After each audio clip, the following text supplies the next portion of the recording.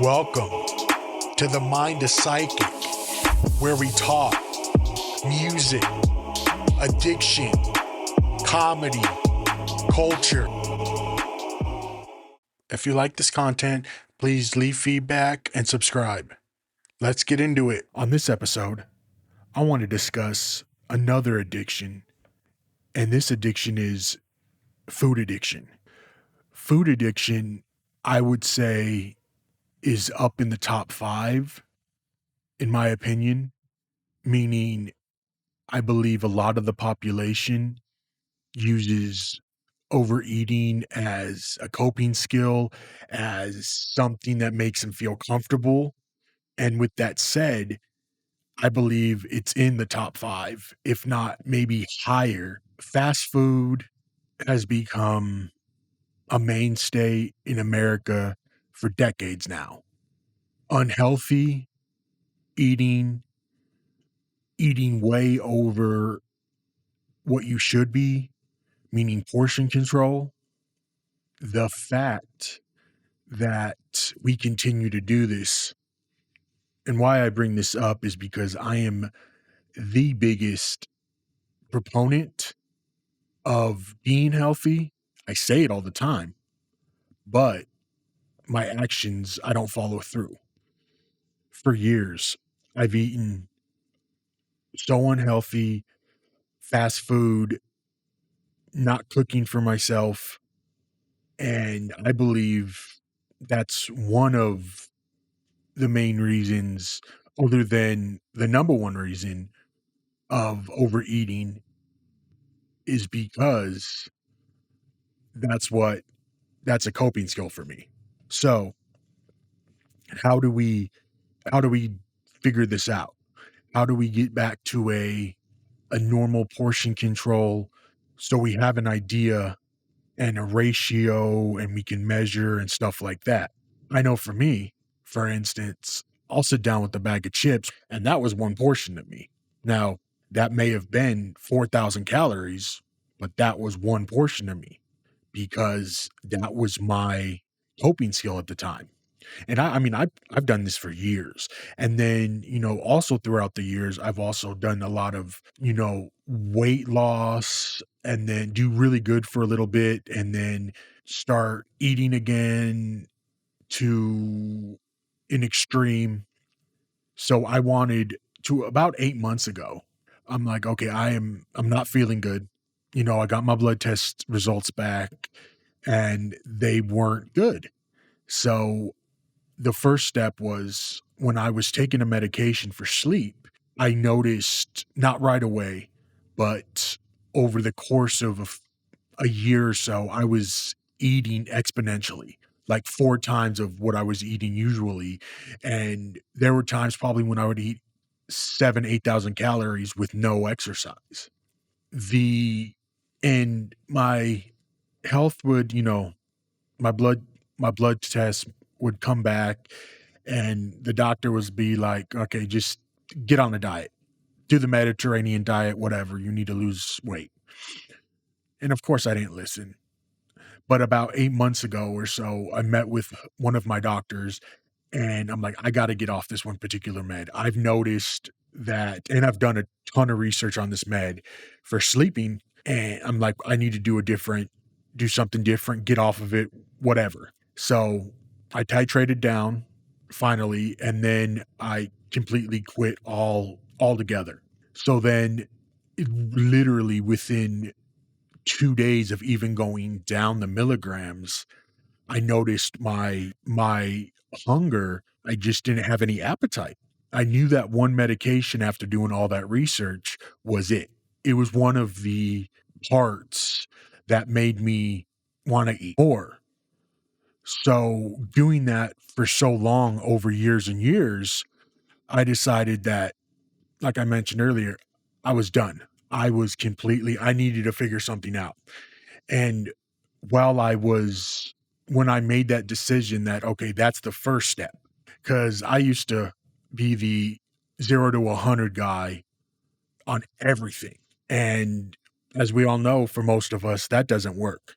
Over the years, I've decided and I figured out how to do things in moderation and don't go from one extreme to the other, especially when it's in like trying to get healthy, trying to lose weight, trying to do all of that stuff. So, what I ended up doing after taking the meds off, I've stopped taking the sleeping med and feeling like, oh my God, I can actually, I'm not eating as much.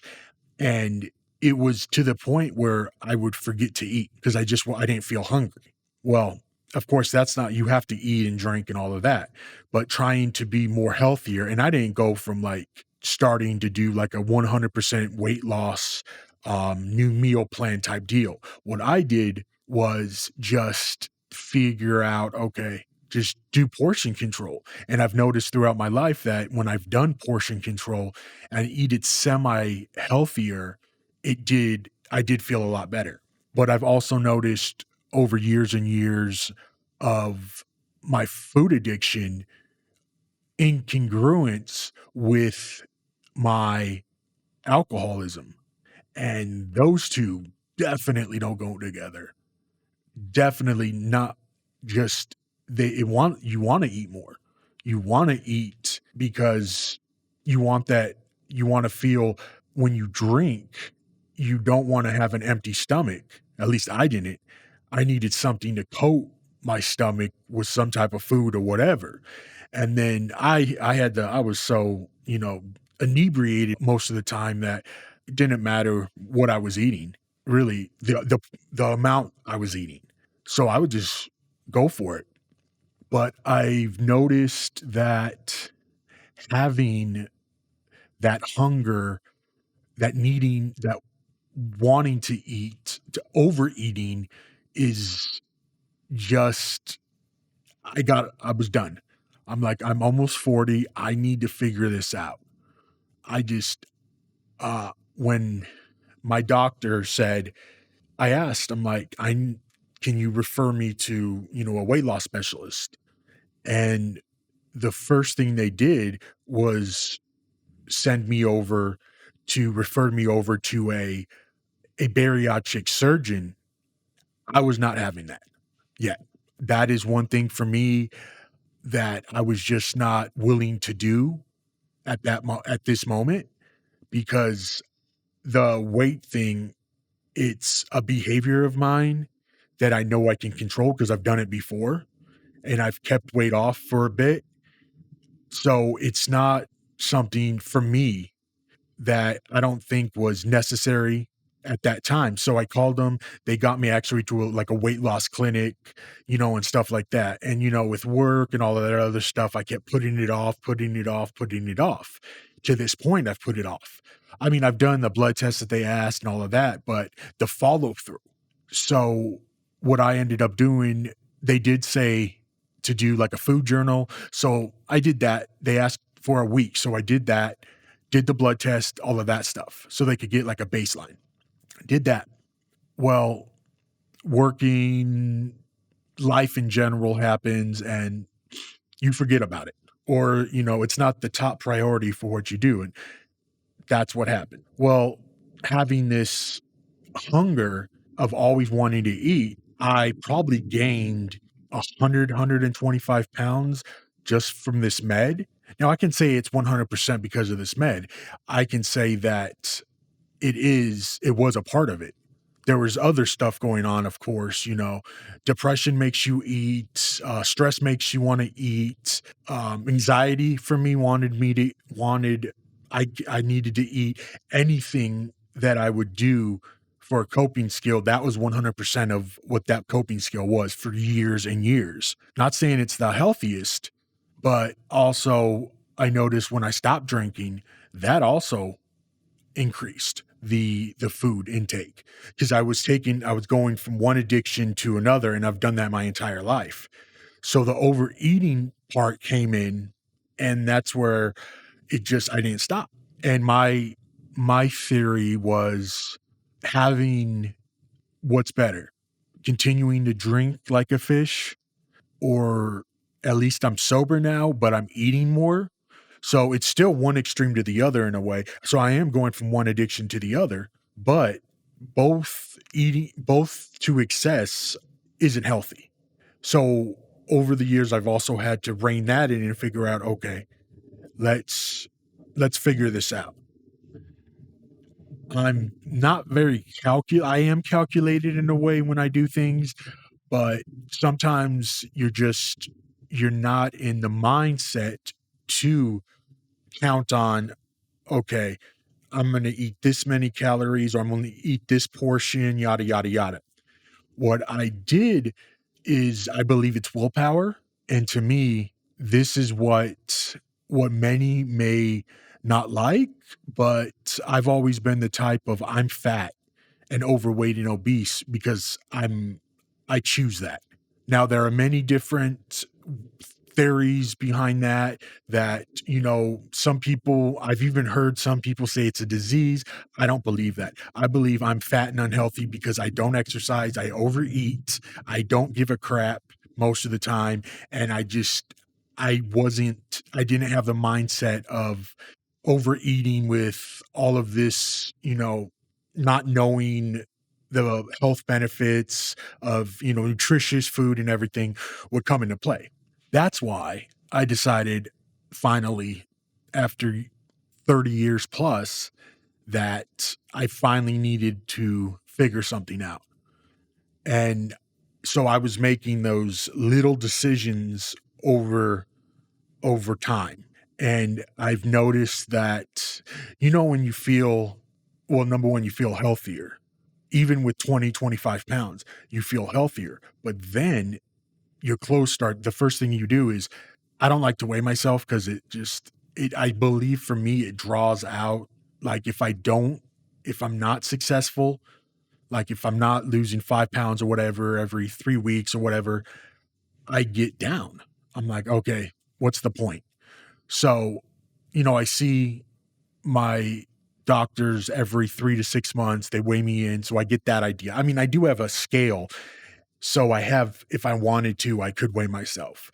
But I believe at this point, you feel it within yourself that, okay, this is how, you're losing weight by the way your clothes fit. I believe is one of those things that makes you feel like, okay, I'm on the right track.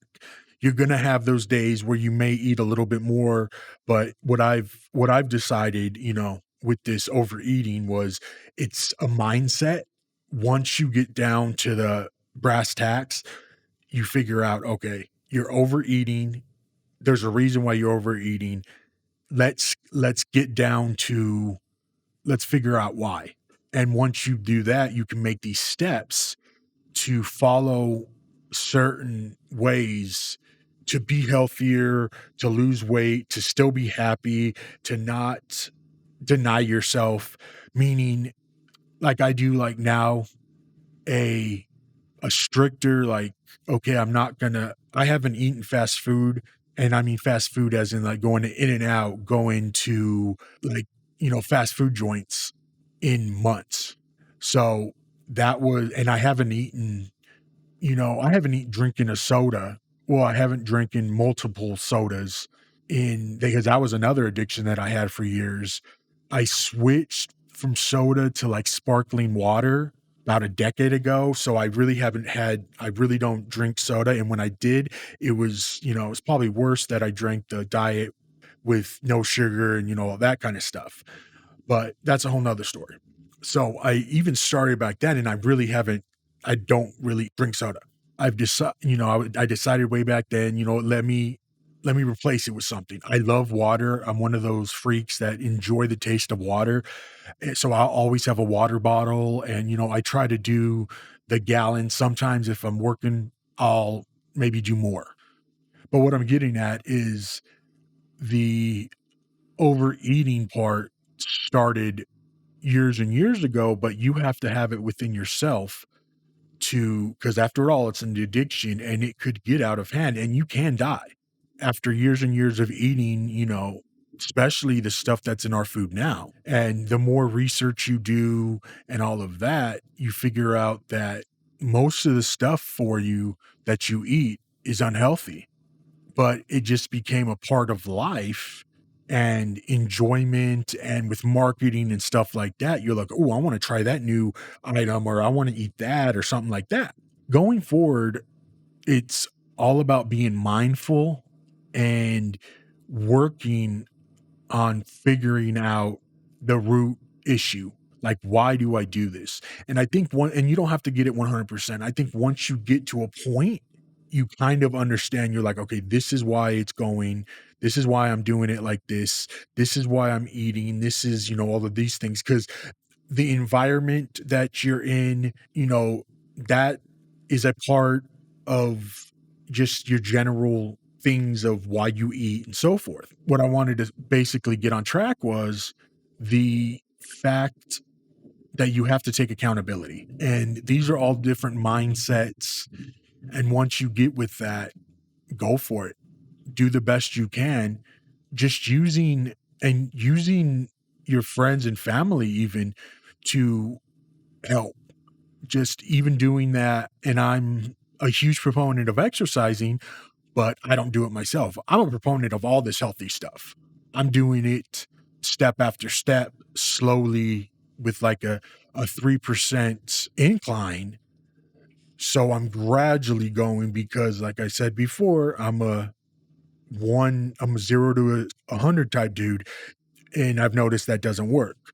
So, believe it or not, this stuff does actually work if you wanna work at it, and it's gonna take a while, and it's a different way of eating, and it is, as corny as it sounds, it's a lifestyle change, and you have to be willing to do that because you wanna live as long as you wanna be there for your friends, your family, you want to enjoy life for as long as possible. Eating Carl's Jr. and McDonald's 30 times a week, most likely you're not going to live till 90. Your heart's probably going to give out, your kidneys, your internal organs aren't going to be able to sustain that for very long, for decades and decades. Take accountability. If there's one thing you get out of this whole entire episode, take accountability and be honest with yourself. This is coming from someone that has lived with overeating for decades. You think at the time that, okay, it's only going to be this one meal, or I'll only do it for this day, but it becomes pattern. Like, even if you're really busy, you're going to use an excuse. I love excuses. I love using excuses. It's a downfall of mine, but I recognize it. So that's how I figure how I move forward. Like, any of us can make any excuse that we want. Okay, I don't want to get out of bed and go to work because of this or because of that, or I don't feel good. Bottom line, take accountability for your actions if you're an adult, which I hope 99% to 100% of my listeners are adults, or at least have the maturity to understand what I'm talking about.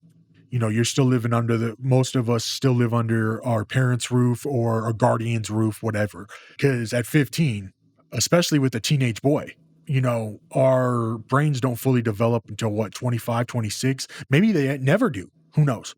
But what I'm saying is, when you're a teenager, you pretty much have an understanding of biologically how you feel when you eat. But if you were eating that way for so long, it just becomes, second nature to, okay, I think I'm hungry, but in reality, I'm just bored or something like that. So getting back to like the adult part and taking the accountability, not making those excuses, doing something. I can talk every day about making excuses and how one can ruin their life this way or that way isn't the best solution. We know as adults what we're going to do for the most part. Most of us have a routine and have an idea of what we're going to do for a particular day. And a lot of people, plan out meals, they do that. That's where they do their portion control and stuff. If you're not that type of person, then you're not that type of person. I'm not that type of person. I'm on a spontaneous, I'm going to do what I want when I want type deal. But I do have the structure of like, going to work, doing my daily tasks that I need to do as an adult, that whole adulting thing. And that's where eating and fighting that urge to overeat so you can become healthy comes into play. These are all first accounts of how I've been dealing with the overeating for, like I mentioned before, over 3 decades. And yes, I believe it starts as a child, but once you get to adulthood and you're fully aware of what you should be doing and everything like that, the good, the bad, the moral part of it, and you take that accountability, that's where you can move forward and be like, okay, I'm going to do this or I'm going to do that. It might not be the best at first. You're going to hate, especially if you've been eating unhealthy things for so long, your body's going to be like, oh no, I want this. And that's when your mind, I believe, comes in and says, okay, that's where the choices come. You can be in a little discomfort. And I was watching a podcast and a couple of podcasts, and they mentioned that life, that some discomfort needs to be part of everyday life. And once you think about it, you're right. They're kind of right in the fact that they do something once a day that's discomforting so they can move forward. And this particular podcaster does a daily cold plunge, which is basically, from my understanding, is you get in a tub that is like under 50 degrees or something where it's super cold. And they do that in the morning before their shower or whatever, so they get that discomfort out right in the morning. Now, for the normal people like us, doing like a super cold shower in the morning to wake you up to get your body adjusted or whatever, I think that was the main premise behind the one part of it. But the other part was the fact of feeling discomfort, doing something that's that you're not comfortable with in that kind of form. That made, at first I'm like, that makes no sense. But life isn't really supposed to make sense, I don't think. And we're not supposed to be comfortable 100% of the time. I don't think we were made like that. I think there's supposed to be some level of stress, some level of anxiety, some level of discomfort, some level of negativity. And then that's how you move about your day. So I understand, after thinking a bit, I'm like, okay, this does make sense. Now, have I done the cold plunge thing yet? No. I've done the, cold shower thing, and that does wake you up, and, it, for me, it gives you that little shock of like, oh shoot, okay. And then my brain, I do have to say, does react in a more positive way. And then after about 15 seconds, you kind of get used to it. Now, I don't have like a thermostat necessarily on my shower, so I don't know necessarily the temperature. But with these cold plunges, I'm sure it has all of that. And, these guys probably, they go to a specialist, and they train to make sure that they just don't get hypothermia and die. So I'm sure there's some, research and stuff that goes into that. And there's, physicians or specialists that you get involved with, or you have some understanding, or maybe you just want to just automatically be like, okay, you take what you understand of, this is cold and uncomfortable. I feel a certain way, so I'm going to get out. But that's what I was talking about with the whole discomfort. So you're going to figure out the first couple of days in this lifestyle change, in quotation, that your brain, and you're going to feel like, okay, I want this, especially if you've eaten like crap for most of your life. And I believe we've all tried to diet. We've all tried to, get out of that routine. But for me, having those impulses, once you go a couple of days, and me with carbs is like, okay, I don't know if I can, not eat those. I can definitely cut them down and something like that. So making that effort. But for me with like snacks and treats and stuff, I used to love cheesecake. I mean, I still love cheesecake, but I probably haven't had actually sat down and bought candy or anything like that for probably close to 8 months. Well, there was like a month and a half where I bought some cookies and stuff like that. But then after that, after I got that sweet tooth, I just stopped buying it. So I don't even keep anything really carb bread based in my kitchen, in my pantry, because I know how I am and I know what I'm going to do, how I'm going to eat it. And that's what it's meant to do. It's meant for consumption. So by not having food around, it helps a little bit because you can't go to it and eat it. And that's basically what I've done for that period of time and throughout my entire life. But I do believe once you get to a particular age, or just a feeling of, okay, I don't want to do this anymore, I'm tired of, you take your health, I believe, more in question, and you're like, okay, I don't need this. And for me too, monetarily, no more door dashing 500, 600 bucks a month. That hits your account, likes you a little bit more when you don't always order out and always go to restaurants and stuff like that. My personal opinion, it's worked. And I might have been to the extreme with that. I'm sure not everybody orders DoorDash or Grubhub or even go out to restaurants and spend that.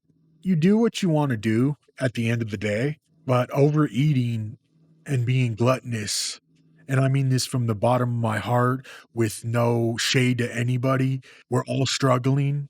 None of us necessarily wants to be unhealthy, but we're living this rat race of every day, and it is easier to go through the drive-through and get something really quick. It is easier to order out, to do Grubhub, to do all of that stuff because it's pretty much ingrained now in a lot of us because there's 4 fast food joints on every corner of most streets in America. It's hard not to be like, ooh, they know how to advertise. They're not stupid. So having that gluttonous temptation of wanting to eat anything and everything, especially as a fat person, I'm not going to sugarcoat it. You're fat, you're fat, you're obese, you're obese. It's just, there's no body positivity shit, especially when you're eating unhealthy and you choose that. Now, a lot of people may not like that. And as I mentioned earlier before, that I don't need to sugarcoat stuff. It doesn't work for me, and I don't think it works for anybody. So you want to have the honest, even though it may hurt or sound, bad, it's not worth it. In the long run, it's okay to say you're fat, you're obese. Now, I wouldn't recommend you going up to anybody that is and say that. That's not cool unless you're a big douchebag. But you could say, I say that to myself. all the time. Now, may not be the healthiest necessarily. However, it's a fact. And facts are what drives people to one way or the other. So just keep that in mind of this is no disrespect to any person that's fat, overweight. We're a lot of us are just in that moment of not taking care of ourselves. And for whatever reason, just don't make the excuse, don't make it a plus that you're not doing it, because that's not going to help you. Body positivity, even though you're like 5'5" and 350, sorry, that's not body positivity. And this is coming from a fat dude myself who's been fat for a while. But I'm taking those reins of saying that's on me. That's on nobody but me. I'm a straight up adult male. I eat because I want to. I overeat because I want to. I don't do it because I'm forced to do it. There's no one with a gun up to my head that says, eat, eat, eat. No, there's not. It makes me feel good when I eat. It gives me those endorphins. You have that love of that, oh man, that feels so good when, you eat the food you want, but you may just eat to excess. Just be rational about it. It's your health. And this is you're not gonna fix this in a day. You may not even fix it in a year. It may take a few because it's a change. You're gonna have those discomforting days and you're gonna have those thoughts of should I or shouldn't I? But just be honest. You have the right to change. There are many resources for that. I mean, the whole internet is there for motivation. It's there for information. It's there for everything. So you don't even need that though. You can just go ahead and walk a little bit more. If you have a meal, cut it in half. Odds are most of us that have been overweight know that we're overweight, that know we overeat. So we have an idea. We're not stupid. We just need to, within ourselves, grab that apple instead of a hot dog, or just don't get upset if you hear people make fun of fat people or something like that. It's not fun to hear, but the fact is a fact. And anybody that goes to the doctor, most of them don't sugarcoat either. They basically say, based on your results, if you don't fix this, you're going to die. That truth is hard to absorb, but it's there. So just keep that in mind. Again, this isn't throwing shade at anybody because I'm a fat dude, but I'm not going to throw it to doing that body positivity thing because it doesn't work for me. It's not going to work. I don't believe for anybody else. You don't need a poster person to say, hey, it's okay. Because in my opinion, in a way, it's almost like having an obese person come on the internet and saying it's okay to be fat is almost like a crackhead coming and saying it's okay to do crack. So take what you will out of that. But I mean, and I say this all the time, it's my opinion. And you can agree with me, disagree. Comments are welcomed. Any type of interaction is welcome. I'm not going to debate you. I'm just straight up saying facts. This is everything I lived through, but I take all accountability on that. And it could take you 50 times, and that's all right. Maybe the first 49, you have stuff going on or, something in your life, but at least you're trying. And I think at the end of the day, understanding, trying. So I could almost say that, I am a professional at overeating. Just do that. Get that accountability, and either you're going to do it or you're not, and get through it. I'm at the time where I'm not getting any younger, and I can see where I need to change, but this has been a long time coming. This has been thought process of trying to feel better and everything like that. It's a very short time. Get to a better understanding and not overeating and getting that in check. So when I do go to my doctors, I don't get that harsh. You're at that time where you either need to quit eating badly and you're going to die versus, okay, I can see that there's some progression in your weight loss, your cholesterol, it's lowered over the last year or so. So you are making these steps and progression towards a better life. That's what I want to hear. And that's where I'm at this point. Now I could have on episode 106 of The Mind of Psychic, you got this. You can do this. It's all right. It's all right to fail. Failure means that you tried, and eventually, no matter what, you will succeed. Just take it step by step, day by day, little by little. Because everybody else, probably 0 to 100 is probably not that successful.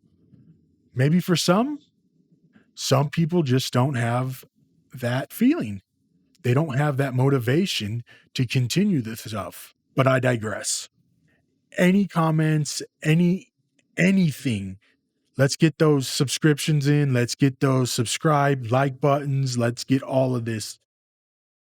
So I'm going to sign off here by saying recovery is not a race. That's right.